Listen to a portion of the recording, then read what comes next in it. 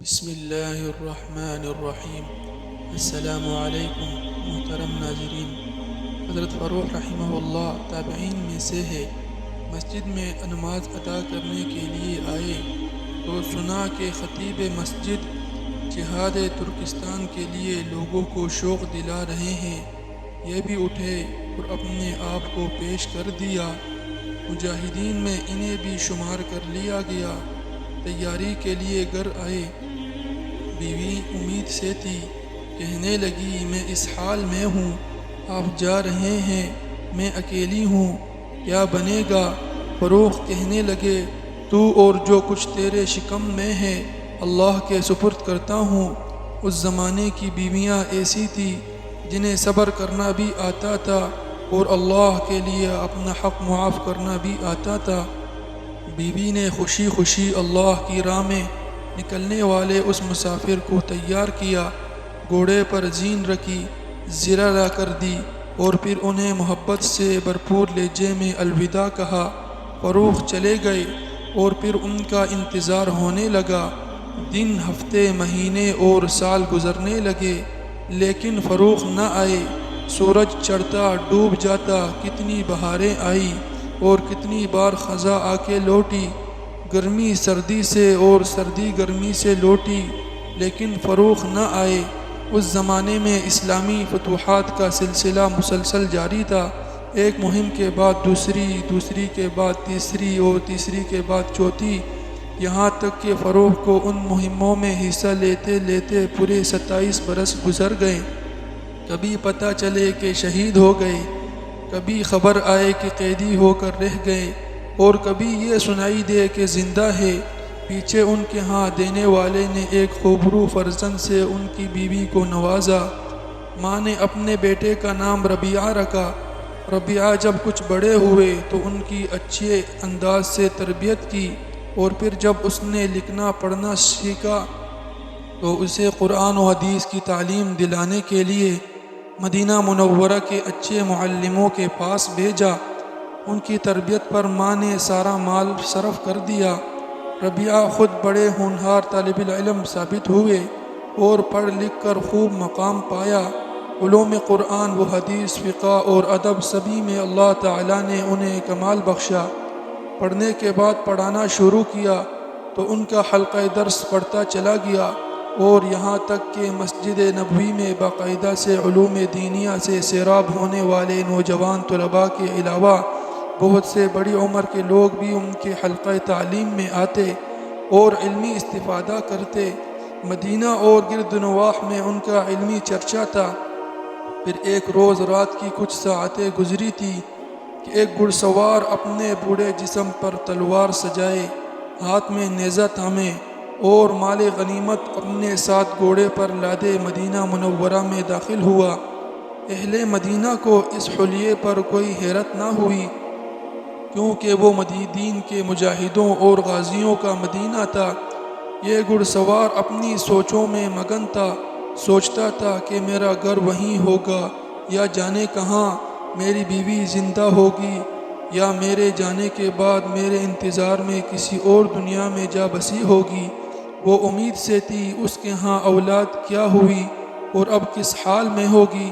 سوچے کہ یہ دائرے بنتے بنتے یہ بوڑھا مجاہد و غازی اچانک ایک گھر کے سامنے کھڑا ہو گیا۔ اس کے دل نے کہا یہ گھر تو تیرا ہی گھر ہے۔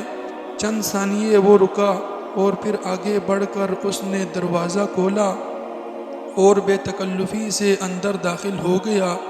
یکدم ایک نوجوان کی آواز نے اسے ٹھہرنے پر مجبور کر دیا۔ رات کی تاریکی میں تم میرے گھر میں بدن پر اسلحہ سجائے کیوں گھس آئے؟ بوڑھے مجاہد کی بھاری آواز ابھری، مجھے میرے گھر میں روکنے والا کون ہو سکتا ہے؟ یہ تمہارا گھر نہیں، یہ میرا گھر ہے جس میں تم گھس رہے ہو۔ یوں ان دونوں کی آوازیں بلند ہونے لگی اور ان کا جھگڑنا بڑھنے لگا تو گھر میں سوئی نوجوان کی والدہ کی آنکھ کھلی۔ اس نے جھگڑے کی نوعیت معلوم کرنے کے لیے جو باہر جھانکا تو اسے بیٹے کے ساتھ اپنا شوہر نظر آیا اور اس نے وہیں سے اپنے بیٹے کو آواز دے کر کہا، ربیعہ سنو، یہ تمہارے والد ہیں۔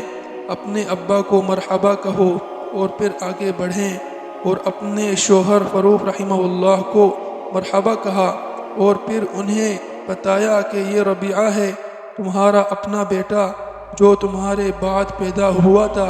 اب تو منظر ہی بدل گیا، دونوں باپ بیٹا باہم مل رہے ہیں، ایک دوسرے کو خوشی سے دیکھ رہے ہیں، ایک دوسرے کے ہاتھ اور پیشانی چوم رہے ہیں، اور یہ ساری رات اسی طرح باتوں میں اور حال احوال لینے میں ہی کٹ گئی۔ اسی اثنا میں فروخ نے پوچھا، وہ کثیر رقم جو میں تمہیں دے کر گیا تھا اس کا کیا ہوا؟ بیوی نے کہا، آپ اطمینان رکھیے، ساری رقم محفوظ ہے۔ اتنے میں فجر کی نماز کا وقت ہو گیا۔ فروخ اٹھے اور مسجد جانے سے پہلے ربیعہ کو آواز دی، آؤ بیٹا نماز کو چلو۔ ربیعہ نے بتایا کہ ربیعہ تو بہت پہلے مسجد چلے گئے ہیں۔ یہ مسجد میں پہنچے تو دیکھا کہ مسجد بھری ہوئی تھی، نماز پڑھی اور پھر سب لوگ اپنی اپنی جگہوں پر ادب سے بیٹھ گئے اور اپنے امام سے درس سننے لگے۔ ان میں عام نمازی بھی تھے، نوجوان طلباء بھی تھے اور بڑے بڑے عامدین سلطنت بھی درس میں شامل تھے۔ سبھی بڑے شوق سے سن رہے تھے۔ فروخ بھی اپنی جگہ بیٹھے یہ درس سن رہے تھے اور خوب محفوظ ہو رہے تھے، لیکن پہچان نہ سکے کہ یہ کون بزرگ ہے جو مسند درس پر بیٹھے ہیں۔ یہاں تک کہ درس ختم ہو گیا۔ فروخ نے اپنے پاس بیٹھنے والے سے پوچھا، درس دینے والے یہ رفیع المقام عالم کون تھے؟ اس نے حیران ہو کر کہا، سارا مدینہ ان کو جانتا ہے، آپ ان کو نہیں پہچانتے؟ یہ ہمارے امام ربیعۃ الرائے ہیں۔ ان کا اصل نام تو ربیعہ ہے، لیکن دین کی فقاہت نے اللہ نے ان کو وہ مقام دیا کہ جہاں کسی کو کوئی علمی مشکل پیش آئے وہ ان سے پوچھتے ہیں، انہی کی رائے کو اہمیت دی جاتی ہے۔ اسی وجہ سے لوگ انہیں ربیعہ کے بجائے ربیعۃ الرائے کہتے ہیں۔ فروخ نے کہا، لیکن تم نے مجھے ان کا نسب بن فلاں وغیرہ تو نہیں بتایا؟ تو اس شخص نے کہا، ہاں تو سنو، یہ ہیں فروخ کے بیٹے ربیعۃ الرائے۔ یہ سنتے ہی بوڑھے فروخ کی آنکھوں سے آنسو چھلکنے لگے۔ وہ دوسرا شخص نہ جانتا تھا کہ یہ آنسو کیوں بہہ پڑے۔ پھر جلدی سے فروخ گھر آئے اور خوشی میں پھولے اپنی زوجہ سے کہنے لگے، میں نے آج تک اتنی عزت کسی کی نہیں دیکھی جس قدر ہمارے بیٹے ربیعہ کو اللہ تعالیٰ نے دی ہے۔ اللہ کا لاکھ لاکھ شکر ہے جس نے ہمارے بیٹے کو اتنا بڑا مقام عطا فرمایا۔ اور پھر اپنی زوجہ کا شکریہ ادا کرنا فروخ نے ضروری جانا کہ تمہاری اچھی تربیت نے آج مجھے یہ خوشی کا دن دکھایا ہے۔ بیوی نے کہا، آپ کو بیٹے کی عظمت و شان پسند ہے یا وہ 3000 اشرفیاں جو آپ جاتے ہوئے چھوڑ کر گئے تھے؟ فروخ نے جواب دیا، بخدا 3000 اشرفیاں اس مرتبے اور اس شان کے سامنے کچھ حیثیت نہیں رکھتی۔ بیوی نے کہا، تو سن لیجئے، وہ ساری رقم میں نے اپنے بیٹے کی تعلیم و تربیت پر صرف کر ڈالی ہے۔ فروخ مسکراتے ہوئے گویا ہوئے، اللہ کی قسم، ان سونے کی اشرفیوں کا سب سے بہترین استعمال اور کیا ہو سکتا ہے؟ امید کرتا ہوں کہ آپ کو آج کی ویڈیو اچھی لگی ہوگی۔ اگر آپ کو ہماری ویڈیو اچھی لگی ہے تو ویڈیو کو لائک کریں۔ مزید اس طرح کی ویڈیو دیکھنے کے لیے ہمارا چینل سبسکرائب کریں۔ ملتے ہیں نیکسٹ ویڈیو میں، اجازت دیجیے، اللہ حافظ۔